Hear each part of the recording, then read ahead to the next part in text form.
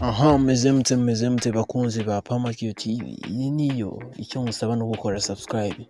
Biroroshye cyane.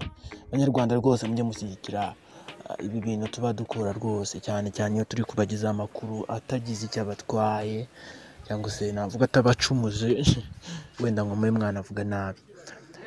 Nabagutinze rero ndagusubirira ku muhanzi Diamond Platnumz, umuhanzi ngewe ndamubona nkumva birandenze. Umuhanzi navuga ufite umutima mwiza, ufite gufasha, ufite mu byo afite kwerekana ko afashijemo abantu cyangwa se anakunzemo abantu cyane abafana be.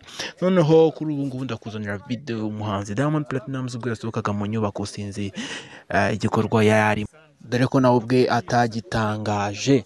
Ubwo yasohokaga rero hariya Tanzania nyine urabona amakuru abacicikana, nibwo umufana w'umukunda kubi yaje rwose aringinga, aravuga ati mumbabarire, nkuko mubibona muri video, mumbabarire ndabinginze mureke byibuze muhobere, byibuze musuhuze, byibuze musuhuze mukure mu ntoki.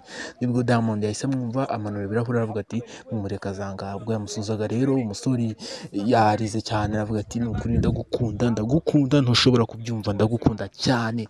Diamond reka azamushimira nkuko umusitari wese yabigenje, gusa Diamond yabonye bidahagije ahitamo kumuha ipfundo ry'amafaranga.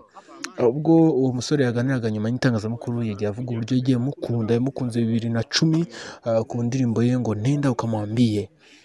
Ubwo yavugaga ati umuhanzi ndamukunda cyane, dore ko uno muhanzi ejo bundi aherutse gukora n'agashya Ghost igihe Alikiba bavuga ko afitanye ibibazo na Diamond. Ubwo yari muri press conference aganira n'itangazamakuru, umusore Ghost yahise aza aravuga ati rwose ngende umfana Diamond, sinkunda ibibazo, bawe rufate Creyo ubwo mu Giswahili ni penseli. Ubwo niyo yari kumusubiza, gusa Alikiba yamusobanuriye neza ibintu ukuntu bimeze, aramubwira ati rero ntabwo ari ikintu ashatse kuvuga, ndetse nta n'amahane ari hagati yanjye na Diamond nk'uko muri buze kubona kuri video yacu iza gukurikira iyi ngiyi.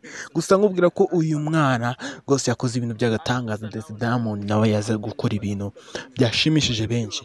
Amafaranga aza kubarwa rero nyuma basanze amafaranga yose hamwe ari ibihumbi hafi 400, ibihumbi 460.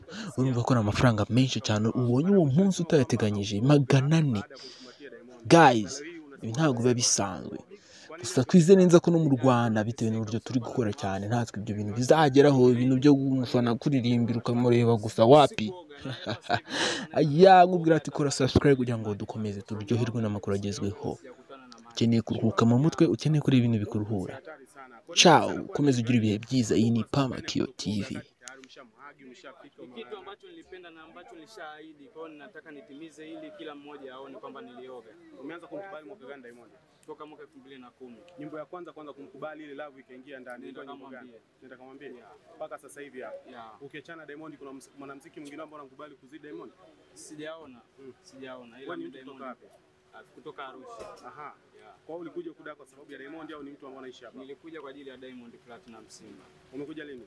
Nilikuja toka mwaka 2013. 2, 3, 4, 5, 6, 7, 8, 9, 11, 12, 13, 14, 15, 16, 17, 18, 19, 20, 21, 22, 23, 24, 25, 26, 27, 28, 29, 30, 31, 32, 33, 34, 35, 36, 37, 38, 39, 40, 41, 42, 43, 44, 45, 46, 460.